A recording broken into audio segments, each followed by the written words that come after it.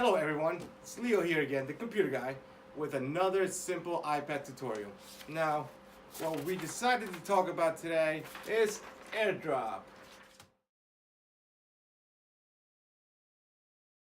Now, let's get started. So, what we want to talk about today is Airdrop and how amazing it is.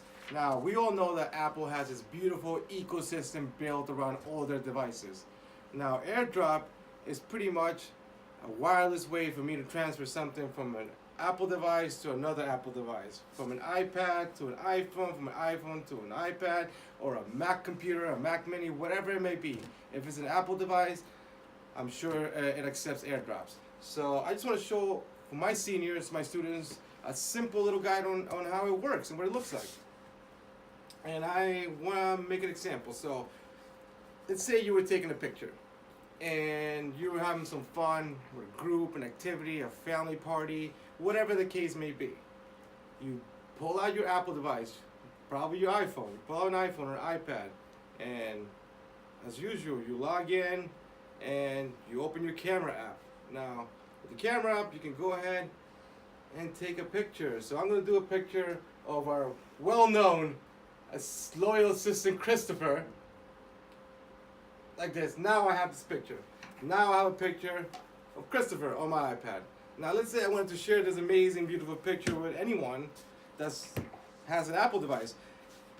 If you're next to me or close to me with an iPhone or an iPad, and we're sharing the same network, which we probably are since we're in the same place, all we have to do is go to the top left of our photo, which you'll see some options. On the top right, I mean.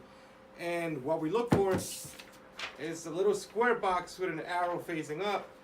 That is the share button. And with the share button, once you open that, once you tap that button, you'll see all the options you may have for sharing this image. You can share it through email, through a text message, through Facebook, anything you want to do with that picture. But at the same time, it shows me who is near me with an Apple device. Now, if you have an Apple device, you can just airdrop the file to that person, and I'll show you how it works. For example, I have 2 iPads out of our 10 iPads here on the desk, and I'm going to share this one picture of our awesome assistant Christopher from my iPad. So I'm going to go ahead and look for